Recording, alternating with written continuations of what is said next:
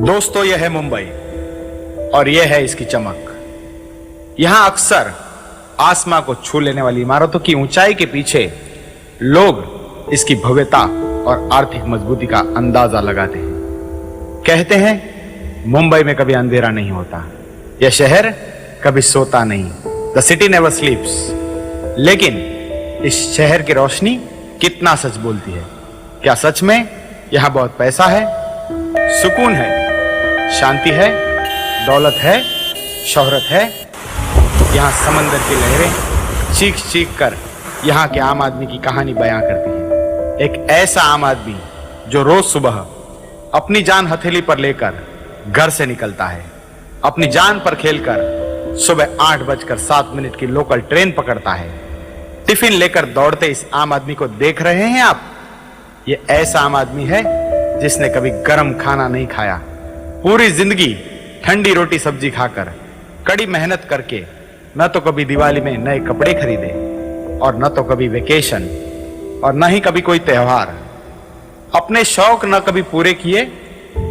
ये मुंबई का आम आदमी इतनी मेहनत क्यों करता है? क्या है उसका लक्ष्य और क्या चाहता है वो इस जिंदगी से? हाँ, वो कुछ ऐसा ही चाहता है जो इस नाटक को देखने वाला हर एक मिडिल क्लास परिवार से आने वाला इंसान चाहता है। अपने परिवार का सुख और अपने बच्चों का उज्जवल भविष्य अपना पेट काटकर, पैसे बचाकर अपने बच्चों की स्कूल एवं कॉलेज की महंगी फी भरने वाला यह बाप आखिर क्या चाहता है? बस यही ना कि उसका बच्चा पढ़ लिख कर अच्छा नौजवान बने, अपने परिवार का नाम रोशन करे, अपने सपनों को चकनाचूर कर अपने बच्चों के कॉलेज में उनकी महंगी फी भरने वाले और उनके उज्जवल भविष्य की कामना करने वाले इस पिता को आखिर मिलता क्या है? क्या आज का यंग जनरेशन वाकई कॉलेज में पढ़ने जाता है? और अगर जवाब है नहीं, तो उसकी रक्षा कौन करेगा? कौन बनेगा नौजवानों का सहारा? इस सवालों का जवाब शायद हमें और हमारे बच्चों को यह नाटक देखने से मिल सकता है। तो आइए देखते हैं यह नाटक जिसका नाम है एक ही रक्षक, द अल्टीमेट सेवियर।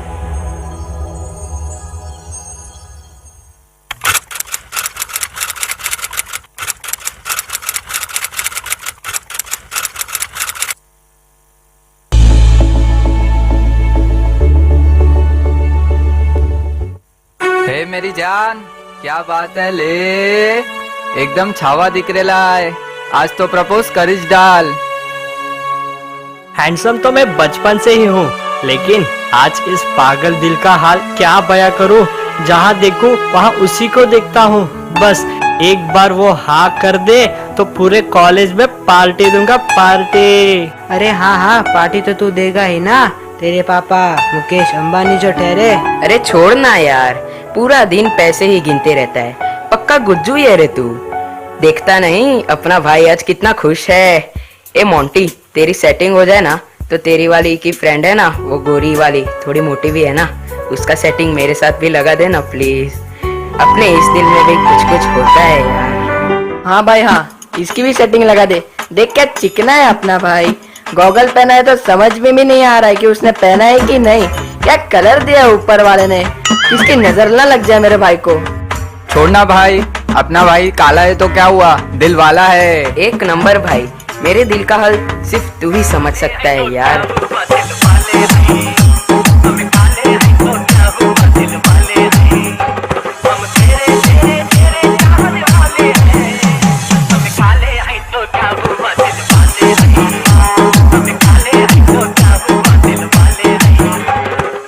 अरे शर्म करो, तुम्हारे माँ बाप मेहनत मजूरी करके तुम्हें यहाँ पढ़ाने भेजते और तुम सब लोग कॉलेज में पढ़ने की जगह ऐसी टपोरी हरकत करते हो। अच्छे परिवार के बच्चे हो, समझ जाओ वरना बहुत देर हो जाएगी। अबे ओ बुढ़ऊ, अपना काम कर, वरना एक पड़ेगी ना तो यही अंतिम संस्कार करना पड़ेगा। अबे पकेले आम, तुझको हमारी फीस भरनी पड़ती है क्या? या भाषण दे रहा है? जा अपने बेटे को थोड़ा ज्ञान दे। अबे ओ प्रिंसिपल के चमचे, ज्यादा बकबक की ना तो नौकरी से निकाल दूंगा। तेरे को पता है ना मेरे पापा एमएलए।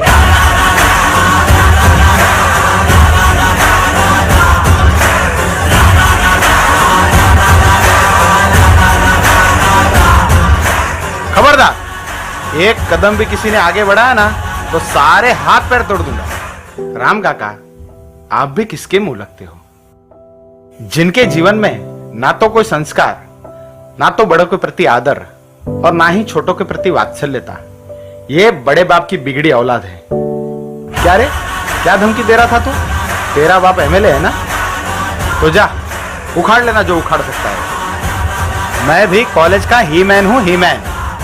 आज के बाद हमारे बुजुर्ग राम काका के साथ किसी ने बदतमीजी की ना तो यहीं गाड़ दूंगा, यहीं। क्या यार आपस में लड़ रहे हो? कितने दिनों के बाद तो मिले हैं। ऑनलाइन लेक्चर ने तो जीना हराम कर रखा था। 4 दीवारों में बंद लैपटॉप के सामने देखते देखते मैं तो पक गया था। मुश्किल से ऑफलाइन कॉलेज शुरू हुआ है और उसमें भी लड़का टाइम क्यों वेस्ट करना। चलो ना आज मूवी देखने चलते हैं। वैसे भी आज प्रिंसिपल सर का 3 घंटे का इकोनॉमिक्स का बोरिंग लेक्चर है। I am ready. सूर्यवंशी देखने जाते हैं। नेकी और पूछ पूछ, मोंटी भाई ने बोला तो जाना ही मांगता है। हाँ चलो जाते हैं। टिकट का स्पॉन्सर मैं बनता हूँ, मेरे पापा एमएलए है ना। हाँ तो गले में बोट लगा के घूम, बड़े बाप की बिगड़ी औलाद। अरे लेकिन आज तो इंट्रोडक्शन टू इकोनॉमिक्स का बहुत ही इम्पोर्टेंट लेक्चर है और आज 11th और 12th FYGC और SYGC का कंबाइंड लेक्चर है और सुना है कि ये लेक्चर हर्षवर्धन सर खुद लेने वाले हैं। तो जूनियर्स भी साथ बैठेंगे ना। आज रैगिंग करने का मजा ही कुछ और आएगा। अहम नारायणो मुनि जानिषे कौशले देशे भूमो हि समगो द्विजः मुनिशापमृतां प्राप्ता नृषिसात तथोद्धवम् ततो वीतासुरेभ्योऽहम् सद्धर्मं स्थापयन्न च। अक्षर भैया, आज हमारा कॉलेज का पहला दिन है। आशीर्वाद दीजिए, हम भी आपकी तरह सत्संग और पढ़ने में पूरा ध्यान लगाकर भगवान श्री स्वामीनारायण, हमारे परम पूज्य गुरुवर्य श्री और परिवार का नाम रोशन कर सके। हाँ भैया, और आज के दिन आप भी एक वचन दीजिए कि हमें जहाँ पढ़ाई में और सत्संग में आपकी जरूरत होगी, आप हमारा साथ देंगे। अरे मेरे प्यारे भगवान के भक्तों, आप दोनों पर तो स्वयं भगवान श्री स्वामीनारायण और परम पूज्य गुरुवर्य श्री और संतों भक्तों के 4 हाथ है। और रही बात मेरी, तो मुझे तो परम पूज्य गुरुवर्य श्री ने एक ही उपदेश दिया है कि संतों भक्तों के दास के भी दास बनकर रहना। मैं यहाँ सत्संग में गर्जू होने आया हूँ, किसी को गर्जू बनाने नहीं। आप दोनों के मैं कुछ भी काम आ सकूं तो यह मेरा परम सौभाग्य होगा। मैं आप दोनों से प्रार्थना करता हूँ कि जब भी मेरी सेवा की आवश्यकता हो मुझे जरूर याद कीजिएगा। भैया, एक प्रश्न पूछना था। हाँ पूछो पूछो। मुझे भी पूछना है। पूछो मेरे प्यारे भाइयों। हमने कॉलेज में प्रवेश करने से पहले जूते क्यों उतारे? यहाँ तो कोई भी नहीं उतारता। हाँ, और हमने कॉलेज की चौखट पर माथा क्यों टेका?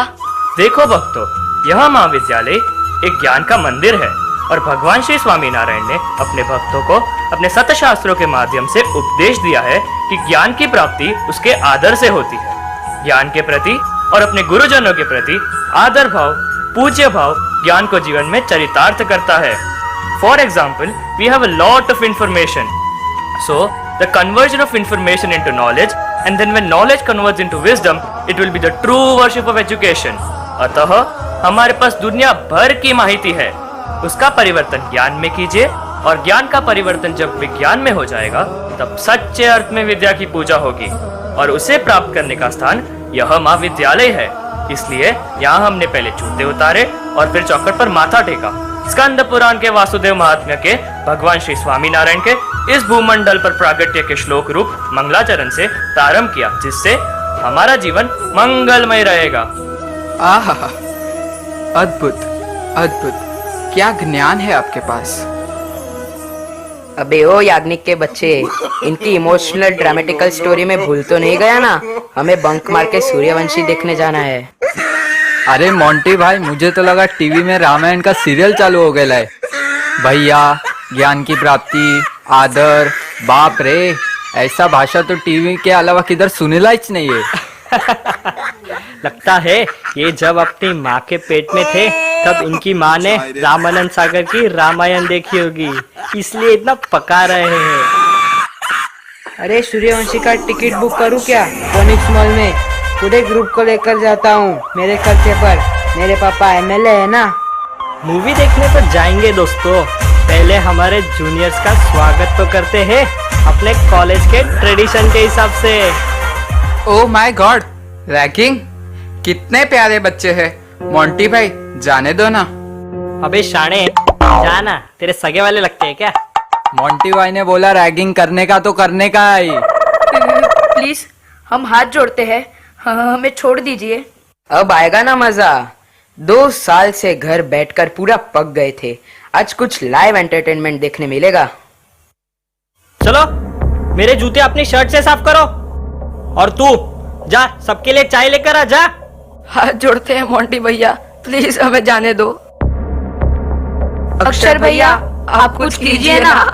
मोंटी, इन्हें छोड़ दे, वरना मुझसे बुरा कोई नहीं होगा। अपनी औकात में रे, हम 5 हैं और तू अकेला, यही गाड़ देंगे। भक्तों, याद करो हमारे गुरु वैद्य श्री परम पूज्य सदगुरु नित्य स्वरूप दास जी स्वामी जी रोज रात को 9 से 10:30 बजे तक, जिसका सीधा लाइव प्रसारण लक्ष्य, कर्तव्य, आस्था भजन सरदार कथा यूट्यूब पर होता है, जिसने लाखों लोगों का जीवन बदल कर रख दिया, लाखों लोगों को जीने का नया मार्ग बताया है। वैसी घर सभा रूपी सत्संग ज्ञान गंगा में एक दिन क्या कहा था? भक्तों, यह मुश्किल समय यहाँ किसी व्यक्ति के सामने हाथ जोड़ने से तो अच्छा है भगवान को याद करो। जैसे द्वारिकाधीश ने द्रौपदी की लाज रखी थी, वैसे ही भगवान तुम्हारी लाज जरूर रखेंगे। शर्ट उतारता या फाड़ डालू?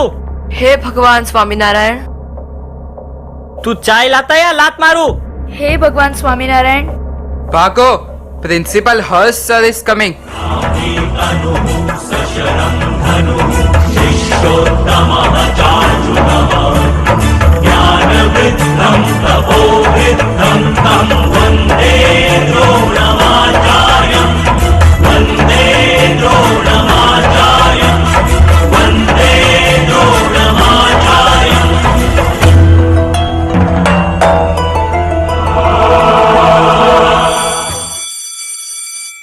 Hello and good morning, students.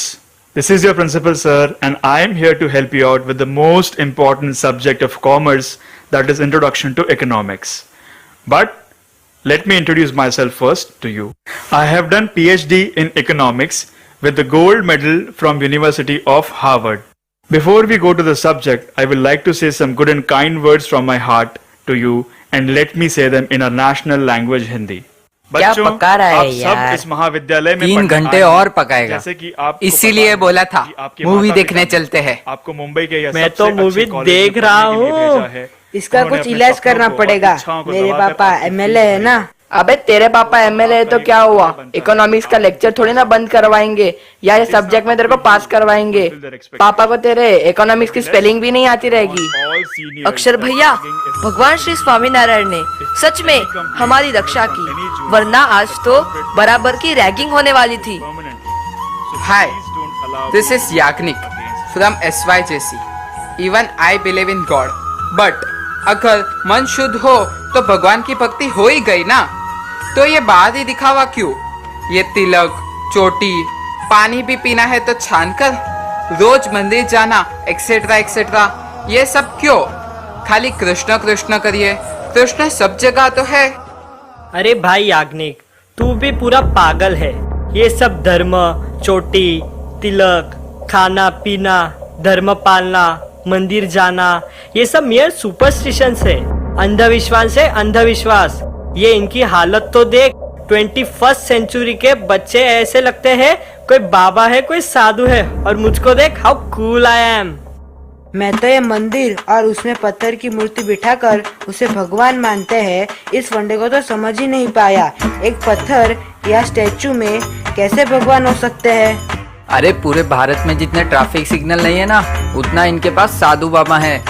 सब आलसी लोग कुछ काम नहीं करना इसलिए भगवा पहनकर बैठ गए हैं, और इन जैसे लोग इनकी पूजा करते हैं और वो पाखंड कर अपना पेट पालते हैं। इन साधु बाबाओं ने धर्म को धंधा बनाकर रखा है, धंधा। मेरे तो एक ही भगवान है, क्रिस्टियानो रोनाल्डो। बाकी निर्माण ये सब भगवान और साधु बाबा लोग की बात कर रहे हैं। वो तेरे पापा को पूछ कर आना, शायद वो बता दे। वो एमएलए है ना। मेरा ओपिनियन थोड़ा अलग है। ये मंदिर जाने से कुछ नहीं होगा। अपने माँ बाप की सेवा करो, उसमें भगवान के दर्शन होंगे। किसी गरीब को भोजन करवाओ, उसमें भगवान के दर्शन होंगे। अनाथ बच्चों को गोद ले लो, उसमें भगवान के दर्शन होंगे। अनाथ आश्रम बनवाओ, फ्री चैरिटेबल हॉस्पिटल बनवाओ, उसमें भगवान के दर्शन होंगे। जहां गरीब अपना इलाज करवा सकें निशुल्क। अरे ऐसे वृद्धाश्रम बनवाइए जहां अपने बच्चों ने अपने माता पिता को घर से निकाल दिया हो, उन्हें सहारा मिले, उनमें भगवान के दर्शन होंगे। आज हमारे हिंदू धर्म के लोग हजारों की संख्या में गरीबी और भूखमरी से तंग आकर धर्म परिवर्तन कर रहे हैं। उसकी वजह भी है मंदिर है, मंदिर जहां भगवान की पत्थर की मूर्ति को करोड़ों के गहने पहनाए जाते हैं और गरीब इंसान को एक बार भोजन और दर्शन के भी पैसे देने पड़ते हैं। जब देश में भूखमरी है, गरीबी है, तो करोड़ों के मंदिर क्यों? जब देश में बीमारी है तो उससे निपटने के लिए हॉस्पिटल्स की कमी है, तो इतने बड़े महोत्सव क्यों? कथा पारायण क्यों?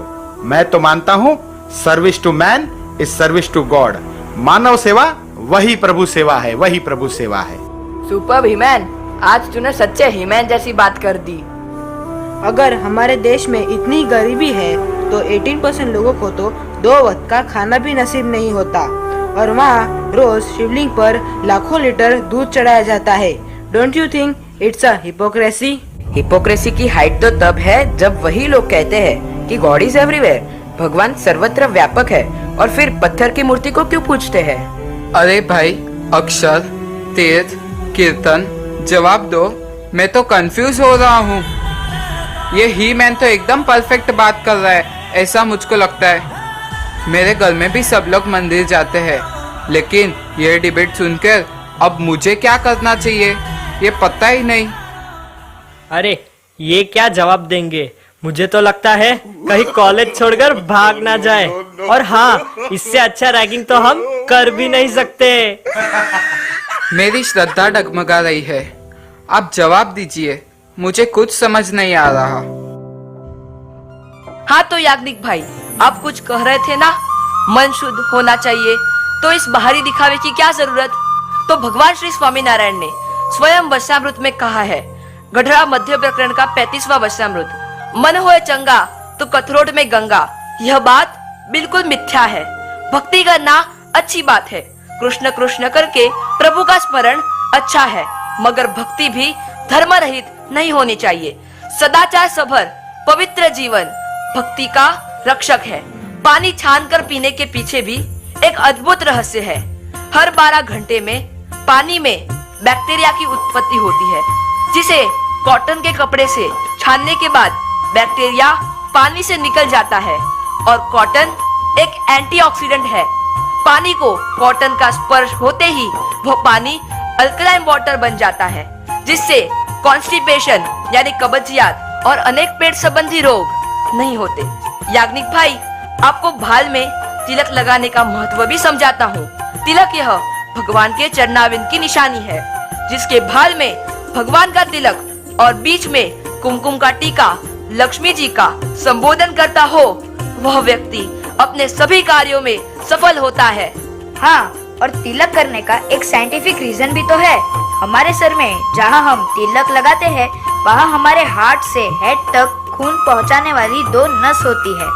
ब्लड सर्कुलेशन के कारण हमारा सर तपने लगता है, और चंदन का तिलक हमारे सर को ठंडा रखता है। और एक्यूप्रेशर और एक्यूपंक्चर जब बीच में टीका लगाते हैं तब होता है, जिसमें हमें जीवन में कभी भी ब्रेन ट्यूमर की बीमारी होने की संभावना नहीं होती। वाह कीर्तन, धर्म के साथ विज्ञान को कितनी अच्छी तरह से हमारे ऋषि मुनियों ने जोड़ा है। और रही बात चोटी रखने की, तो चोटी हमारे जीवात्मा को ब्रह्मरत्न के माध्यम से परमात्मा के धाम और परमात्मा के साथ संबंध बनाती है। जब इस शरीर का अंत होता है, तब इस शिखा के माध्यम से जीवात्मा अर्ची मार्ग से गति कर भगवान के धाम में गमन करता है। शिखाविहीन व्यक्ति का कोई भी पुण्य कार्य स्वीकार्य नहीं होता। उसे कोई यज्ञ, तप, दान का फल नहीं मिलता। तो आज से शिखा रखना शुरू और तिलक करना शुरू याग्निक भाई। मोंटी, तूने कहा था ना, look how cool I am. और हम साधु संत जैसे ओल्ड फैशन दिखते हैं, तो इस शरीर को तुम ऐसे तंग कपड़े पहनकर या अपना अंग दिखाकर बहन बेटियों को अपनी ओर आकर्षित कर अपने आप को बॉलीवुड का हीरो समझने की नादानी कर रहे हो। मगर तुम्हें पता है, यह स्त्रियों के साथ यह विचार का पाप किया तो नरक में लोहे के गर्म स्त्री के पुतले को गले लगाना पड़ेगा, तब बहुत देर हो जाएगी भाई। इसलिए स्वामी विवेकानंद कहते थे, if wealth is lost nothing is lost, if health is lost something is lost, but if character is lost everything is lost. चारित्र्य जिसका खत्म, वो व्यक्ति भले बाहर से कितना भी सुंदर हो, अंदर से खोखला है, खोखला। इसलिए तो हमारे गुरु वैद्यश्री ने हमें एक अद्भुत वाक्य उपदेश के रूप में दिया है कि मैं इत्र से महकूं ये दस्तूर नहीं मेरे जीवन का, मैं इत्र से महकूं ये दस्तूर नहीं मेरे जीवन का। मजा तो तब है जब खुशबू मेरे किरदार से आए, किरदार से। संत तुलसीदास भी रामचरितमानस में लिखते हैं, पर धन पत्थर मान, पर नारी मात समान, फिर भी जो मेरा राम दर्शन ना दे तो ये तुलसी दास जमान, ये तुलसी दास जमान। इसलिए कहता हूँ मोंटी, सुधर जाओ, अब भी बाजी हाथ में है। हाँ निर्माण, तुम्हें मूर्ति पूजा समझ में नहीं आ रही क्यों? तेरे पापा एमएलए है, जब इलेक्शंस नजदीक आते हैं तो वो सब मंदिरों में दर्शन करने और साधु संतों का आशीर्वाद लेने पहुंच जाते हैं। थोड़ा उनसे सीख लिया होता। खैर कोई बात नहीं, तेरी शंका का समाधान मैं कर देता हूँ। तेरे सेलफोन में तेरे एमएलए पापा की फोटो है? हाँ है। उसे ओपन कर। अब उस फोटो को एक जोर से चाटा मार। कीर्तन, बिहेव योरसेल्फ और I will. Okay, no problem dear. उस फोटो को प्यार से किस कर। Okay, I will do it. तो अब मुझे बात बता निर्माण, एक नॉन लिविंग पापा की फोटो को चाटा मारना अपमान है और उस फोटो को किस करना प्यार। तो सोच, मंदिर में जिस मूर्ति की प्राण प्रतिष्ठा होती है, उस मूर्ति को अपना इष्ट देव मानकर भक्त अपने भगवान का श्रृंगार करते हैं, उसे भोजन करवाते हैं, उसे जल पिलाते हैं। तो यह उसकी भक्ति को भगवान उसके भाव को अपनी मूर्ति द्वारा स्वीकारित करते हैं। जैसे हवा सब जगह है, एक सुई जितनी जगह भी हवा के विहीन नहीं है, लेकिन फिर भी हमें पंखा या एसी चालू करने के बाद ही सुकून मिलता है ना। ठीक वैसे ही भक्तों को मंदिर आकर भगवान के दर्शन करने से ही सुकून मिलता है। हाँ विक्की, तुम वे क्या कह रहे थे? भारत में जितने ट्रैफिक सिग्नल है उतने इस देश में साधु बाबा है, राइट? कितनी सही बात कही तुमने। भारत तो साधु पुरुषों की धरती है। यह भारत भूमि इतनी भाग्यवान है कि यह साधु पुरुषों की जनेता है। याद रखना विक्रम, हम कोई वानरों के वारसदार नहीं, यह पाश्चात्य संस्कृति की विचारधारा है। हम तो लाखों वर्षों पुरानी ऋषि परंपरा की संतान है। ऐसी महान संत परंपरा हमें विरासत में मिली है। बॉलीवुड की मूवी देखकर उनकी इस्लामिक विचारधारा को सत्य मानकर तुम भारतवर्ष के महान संतों का भयंकर अपमान कर रहे हो। हमारे कवियों ने तो संतों के बारे में ऐसा लिखा है, यदि संत न होत इस ब्रह्मांड में तो जल जात यह ब्रह्मांड, यदि संत न होत इस ब्रह्मांड में तो जल जात यह ब्रह्मांड। ज्ञान केरी लहर में वे तो ठारक ठामो ठाम, वे तो ठारक ठामो ठाम। यदि संतों की भेंट परमात्मा ने इस ब्रह्मांड को न दी होती तो माया के दुष्प्रभाव से हमारी रक्षा कौन करता, कौन बचाता हमें? संतों ने गांव-गांव, शहर-शहर, देश विदेशों में घूमकर पापी और पतित जीवात्माओं को व्यसन, दुराचार, कुलक्षण, अंधविश्वास जैसे दूषणों से बचाया है। जानवर से बदतर जीवन जीने वाले इंसान को सच्चे अर्थ में मानव और फिर भक्त बनाया है। भूख लगे तब खाना, यह प्रकृति है। भूख न लगे तब भी खाना, ये विकृति है। और भूखे रहकर भी औरों को भोजन कराना, यह हमारे संतों की संस्कृति है, यह हमारे संतों की संस्कृति है। तुम्हें ज्ञान नहीं इस बात का, इसलिए बता दूं, हमारे गुरुवर्य श्री परम पूज्य सद्गुरु नित्य स्वरूप दास जी स्वामी जी ने सरदार धाम में विशाल मंदिर का निर्माण करवाया है। साथ ही इस मंदिर द्वारा मेरे और तुम्हारे जैसे विद्यार्थी यहाँ रह सके और भोजन प्राप्त कर सके, वैसी 1200 से अधिक विद्यार्थियों की व्यवस्था की है। प्रतिवर्ष कोई भी चार्ज लिए बिना निशुल्क, बिल्कुल फ्री रहने के लिए 3 स्टार होटल से अच्छी सुविधा, पवित्र शुद्ध देसी घी से बने 2 मिष्टान युक्त भोजन तथा 2 सब्जी 2 फरसाण रोज बच्चों को प्रेम से भोजन रूपी महाप्रसाद में परोसे जाते हैं। साथ में जितनी बार नाश्ता करना हो उसकी भी छूट। इतना ही नहीं, विद्यार्थियों को पढ़ाई में विक्षेप न हो इसलिए कपड़े भी उनके रूम से जमा कर लिए जाते हैं।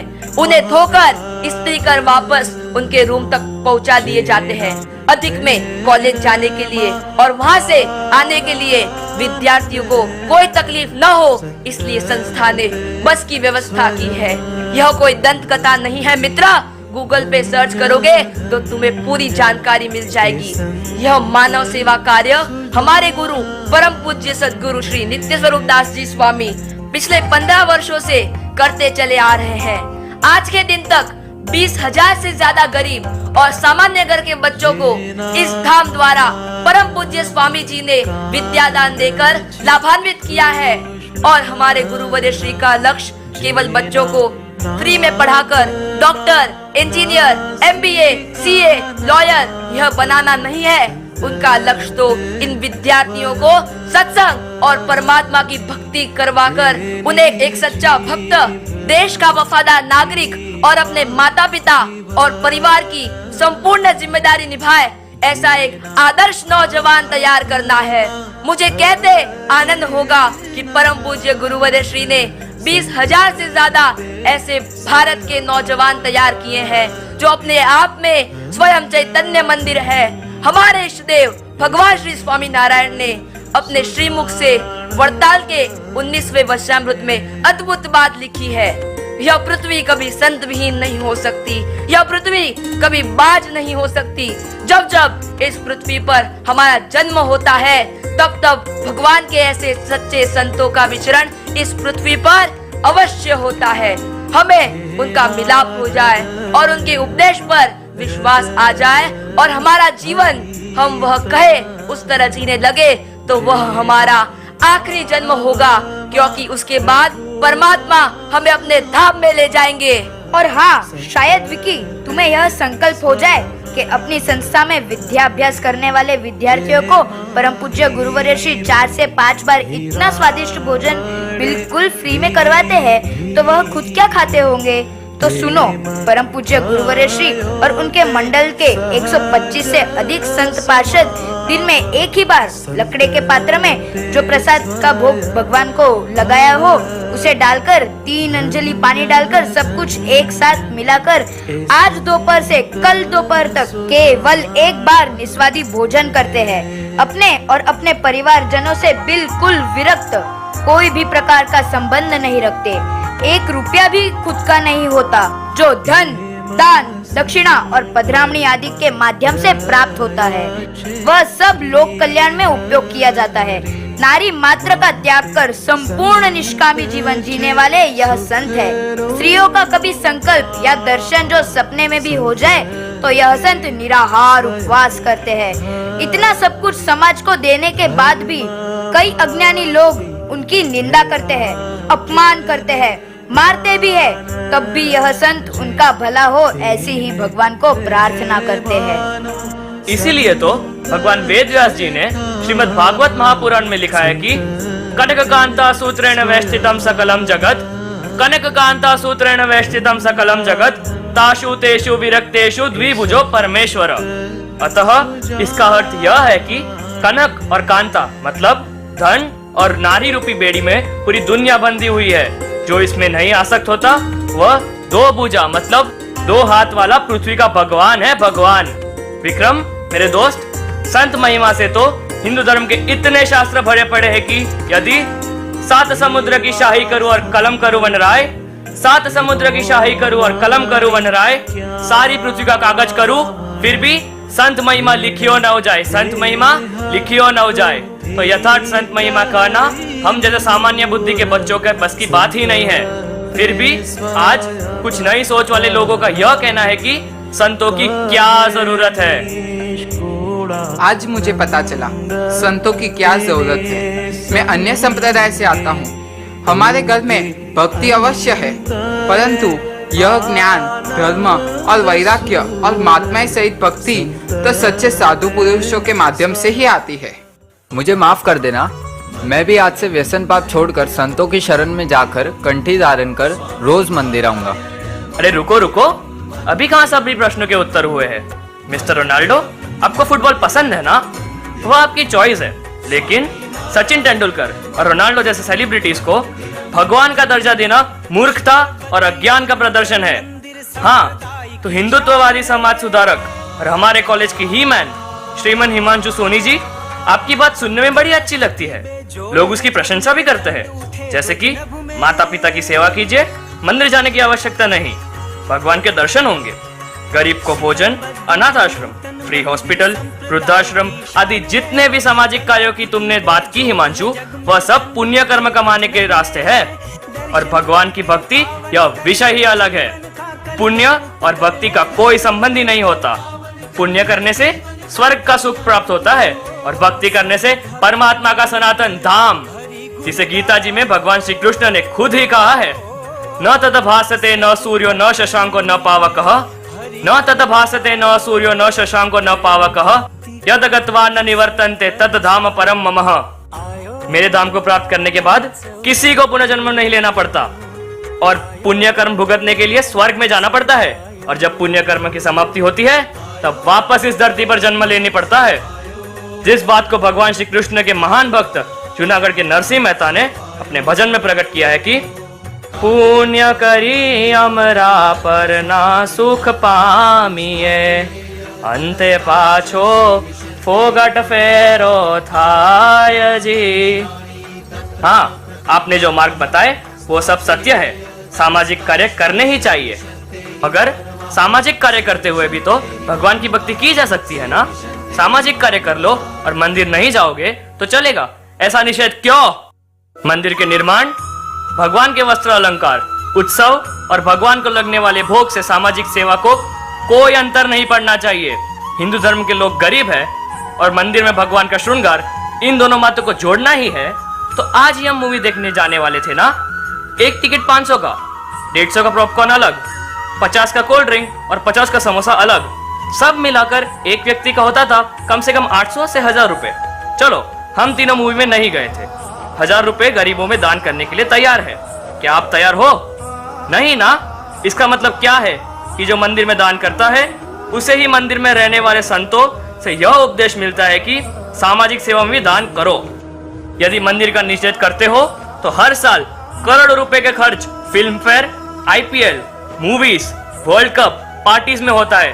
31 की पार्टी में दारू पीकर अय्याशी के अलावा कुछ नहीं होता।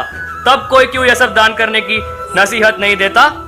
हिमांशु, मुझे एक बात बताओ, पीके और ओ माय गॉड जैसी बॉलीवुड मूवीज जिन्होंने तुम्हारे जैसे लाखों नौजवानों के दिमाग में यह सब कुछ डाल दिया, कभी सोचा है यह दोनों मूवी का बजट था 50 करोड़ और बॉक्स ऑफिस पर कमाई हुई 650 करोड़, मतलब 600 करोड़ का प्रॉफिट। इन मूवी में जो उपदेश और भगवान का खंडन किया गया है उसमें से कितने पैसे समाज के उद्धार के लिए इस्तेमाल हुए?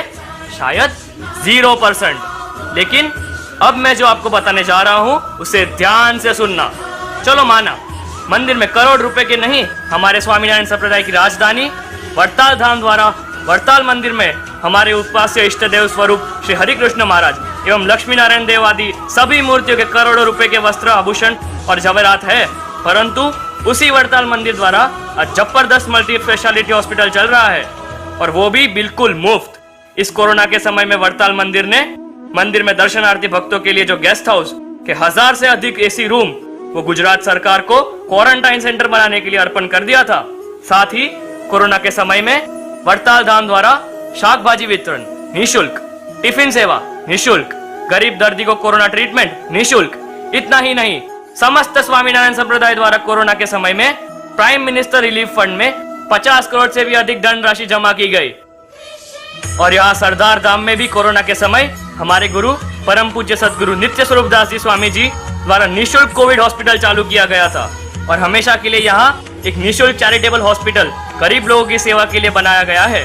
जिस तरह सरदार में परम पूज्य गुरुवर्य श्री ने निःशुल्क छात्रालय बनाया है, ठीक उसी तरह वड़ताल धाम के माध्यम से परम पूज्य सदगुरु नित्य स्वरूप दास जी स्वामी द्वारा विद्यानगर में भी 1000 से ज्यादा विद्यार्थी रह सके और भोजन कर सके ऐसा छात्रालय निर्माणाधीन है, जिसका कार्य केवल 1 वर्ष में पूरा हो जाएगा। हिमांशु, तुमने कहा था ना, धर्म परिवर्तन का कारण मंदिर है। यहाँ दर्शन और भोजन के भी पैसे लिए जाते हैं, तो तुम्हें पूरा ज्ञान नहीं है। स्वामीनारायण संप्रदाय के कोई भी मंदिर में दर्शन करने के पैसे नहीं लगते, और हमारे गुरु वैद्य श्री परम पूज्य सद्गुरु नित्य स्वरूप दास जी स्वामी जी ने यह प्रतिज्ञा की है कि अन्न और विद्या कभी बेचनी नहीं चाहिए, वह तो बांटनी चाहिए। श्री स्वामीनारायण मंदिर सरदार में आप साल के 365 दिनों में कभी भी दर्शन करने आइए। यहाँ ठहरने के लिए और भोजन प्रसाद प्राप्त करने के लिए 1 रुपया भी आपसे नहीं लिया जाएगा। परम पूज्य गुरु वैद्य श्री का यह संकल्प है कि मंदिरों के माध्यम से ऐसे समाज कल्याण के कार्य होने चाहिए कि आने वाली युवा पीढ़ी को मंदिर के प्रति कभी नास्तिक भावना उत्पन्न हो। हाँ हिमांशु भैया, आपने और एक बात की थी कि इतने बड़े महोत्सव क्यों? क्या आपको पता है महोत्सव से क्या निर्माण होता है? आज से 19 वर्ष पहले सरदार धाम में परम पूज्य सद्गुरु नित्य स्वरूप दास जी स्वामी ने ऐसा ही अंतर्राष्ट्रीय महोत्सव किया था। तब कितने लोगों ने व्यसन छोड़ दिए, कितने लोग नए सत्संगी हुए, कितने संत बन गए। महोत्सव में धनाढ्य लोग भी आए थे, उन्हें भी कथा सत्संग के माध्यम से उपदेश दिल को छू गया। उन्होंने संकल्प कर लिए, आज से हमारा कमाया हुआ धन का आधा हिस्सा हम सत्संग और मानवता के विकास के लिए खर्च करेंगे, और यदि इन पैसों से महोत्सव और मंदिर का निर्माण न होता और केवल उन पैसों से हॉस्पिटल और स्कूल बनाते तो केवल एक ही हॉस्पिटल और स्कूल बनता। लेकिन महोत्सव और सत्संग पारायण से उपदेश लेकर लाखों लोग अपनी आमदनी का आधा हिस्सा विश्व कल्याण सामाजिक सेवा में उपयोग करने लगे। मंदिर तो हजारों सालों तक अविचल रहेगा और इसमें विराजमान संत और सत्पुरुष अपने आश्रय आने वाले मुमुक्षु जीवात्माओं को यही उपदेश देंगे कि हमारे द्वारा अर्जित किए हुए धन पर केवल हमारा अधिकार नहीं है, इसे समाज कल्याण की भावना से हम खर्च करें। इसलिए परमेश्वर ने हमें यह धन दिया है। और याद करो, जब जब हिंदू धर्मों को विधर्मी लोगों ने नष्ट करना चाहा, तब तब उन्होंने मंदिरों को तोड़ा है। यदि मंदिर कुछ काम के न होते तो हमारे देश के प्रथम गृह मंत्री और लौह पुरुष सरदार वल्लभ भाई पटेल ने सोमनाथ मंदिर का पुनः निर्माण क्यों करवाया? सही बात है। मंदिर कितना महत्वपूर्ण है, उसके दर्शन हमें अयोध्या में थोड़े ही समय में होंगे। जब हमारे शक्तिशाली प्रधानमंत्री श्री नरेंद्र मोदी और समर्थ गृह मंत्री श्री अमित शाह द्वारा भव्य से अति भव्य मर्यादा पुरुषोत्तम भगवान श्री रामचंद्र के मंदिर का उद्घाटन होगा। आज हमारा धर्म मंदिर के माध्यम से ही सुरक्षित है। निर्माण, तेरा प्रश्न था ना, शिवलिंग पर दूध क्यों चढ़ाते हैं? तो वह हमारी आस्था है। यह आध्यात्मिक कारण है, क्योंकि शिवजी ने इस संसार को बचाने के लिए विष पिया था और उनके शरीर में पीड़ा कम हो, इसलिए दूध का अभिषेक किया जाता है। और शिवलिंग पर दूध चढ़ाने का वैज्ञानिक कारण भी सुनो मेरे दोस्त। शिवलिंग एक बहुत अच्छा रिएक्टर है। उस पर दूध चढ़ाने से वातावरण में सकारात्मक ऊर्जा प्रकट होती है, साथ ही साथ ऑक्सीजन की मात्रा भी बढ़ाती है। एक छोटा सा 20 रुपए का दूध का ग्लास शिवलिंग पर क्या चढ़ा दिया, तुम लोगों को गरीबों की याद आने लगी? तब गरीब कहा जाते हैं जब इस देश में लोग रोज करोड़ों की शराब पी जाते हैं। तब सेक्युलर लोग कहा जाते हैं जब जिस गाय के दूध को वेस्टेज पर इतनी बहस होती है, उसे लाखों की संख्या में काट दिया जाता है। अरे भाइयों, आपने तो हमारी आंखें खोल दी।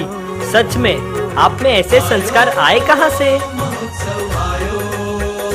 मैं सच में अपने आप को हीमैन समझता था, सोचता था मैं जो सोचता हूँ वही सच है। Today you have broken my prejudice. आज आपने मेरी मान्यताओं को सुधारा है। सच्चे अर्थ में आज आपने मेरी आंखें खोल दी है। दोस्तों, शर्मिंदा होने की कोई जरूरत नहीं। हमने कुछ नहीं किया है।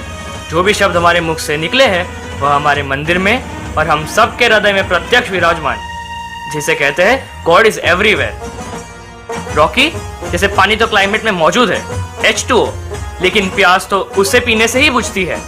वैसे ही परमात्मा सर्वत्र व्यापक है, लेकिन सुकून और प्रेम उनकी मूर्ति के दर्शन से ही मिलता है। उन्हीं परमात्मा संकल्प सिद्ध महाश्रेय मूर्ति श्री स्वामीनारायण भगवान डोंबिवली की हम पर अपार कृपा, परम पूज्य सदगुरु नित्य स्वरूप दास जी स्वामी जी के हम पर आशीर्वाद और रात 9 बजे उनकी घर सभा का नियमित श्रवण तथा हमारे मंदिर के महंत पूज्य मुक्त स्वरूप स्वामी जी के पास से रोज मंदिर जाकर एवं हर शनिवार रात को 9:30 से 10:30 बजे और रविवार सुबह 8 बजे समर्पण युवा सभा के द्वारा हम जो कुछ सीख पाए हैं इतनी छोटी उम्र में उसे आपके सामने प्रस्तुत किया। मेरा तो यही मानना है कि जो हमें सच्चे अर्थ में हिंदू धर्म की रक्षा करनी है, हमारी भावी पीढ़ी की रक्षा करनी है, तो उसका एकमात्र उपाय है मंदिर में विराजमान भगवान और उनके संत, उनकी शरण में जाना। जिस बात को स्वयं भगवान श्री स्वामीनारायण ने वचनामृत मध्य प्रकरण के 27 में बताया है कि हमने त्याग और वैराग्य के पक्ष को गौण कर मंदिरों का निर्माण करवाया, जिससे उपासना का कोई खंडन न कर सके। आज जिसे भी हिंदू होने पर गर्व है, उसे नित्य एक बार अपने इष्ट स्वरूप के दर्शन करने मंदिर जाना चाहिए। उनके चिन्ह जैसे तिलक, शिखा आदि को धारण करना चाहिए। मंदिर और घर सभा ही आज की युवा पीढ़ी का एक ही रक्षक बन सकता है। इस सत्य को हम जितना जल्दी स्वीकार करेंगे उतना ही हम सब के लिए हितावह होगा। My kids, you are just amazing and mind-blowing. I'm proud of you and really feel blessed to have you in my institution. मैं आपकी सारी बातें चुप कर सुन रहा था। आप जिस भगवान के स्वरूप को मानते हैं, वैसे श्री स्वामीनारायण भगवान और आपके परम पूज्य गुरुवर श्री के चरणों में मैं साष्टांग कोटि कोटि दंडवत प्रणाम करता हूँ। हर्षवर्धन सर, आपसे एक प्रार्थना है, केवल भगवान श्री स्वामीनारायण एवं हमारे गुरुवर श्री के चरणों में दंडवत प्रणाम करना पर्याप्त नहीं है। आज से 200 वर्ष पूर्व जिस मंदिर की परिकल्पना स्वयं सर्वोपरि भगवान श्री स्वामीनारायण ने की थी, वह सरदार धाम की पावन भूमि पर स्थित मंदिर का निर्माण कार्य पूरा हो चुका है और उसी मंदिर का अंतर्राष्ट्रीय मूर्ति प्रतिष्ठा महोत्सव तारीख 10 से 18 दिसंबर 2021 में अति भव्यता से मनाया जाएगा। अगर सच्चे हृदय से आप हम बच्चों पर प्रसन्न हैं, तो आपको तथा आपके पूरे परिवार को तथा हमारे पूरे कॉलेज स्टाफ और सभी स्टूडेंट्स को इस महोत्सव में अवश्य पधारना है। आपका सानिध्य हमारे लिए बहुत ही प्रसन्नता का अवसर होगा।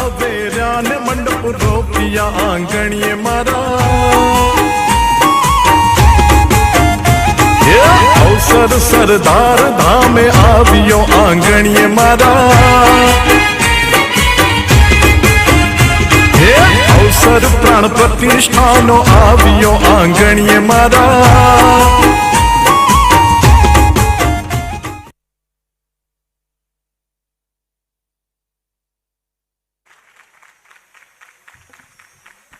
જોરદાર તાળીઓથી આ બધા યુવાનોને વધાવી લે।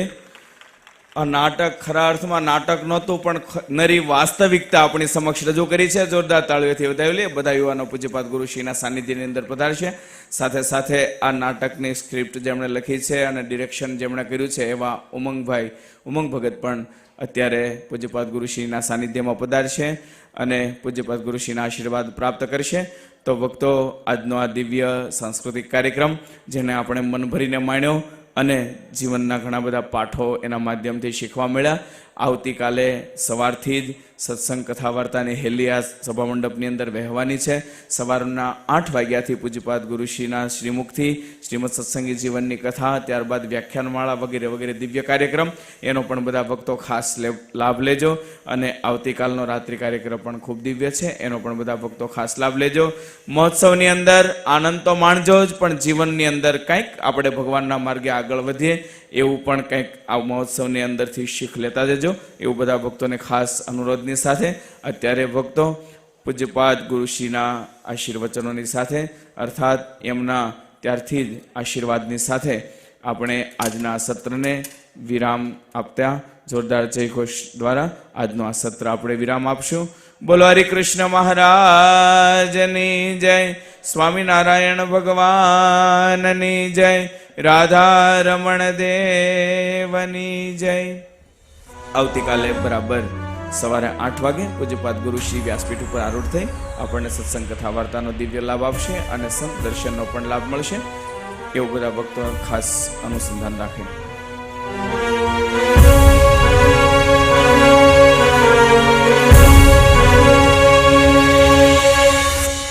है महिमा सरदार की मंदिर नव निर्माण की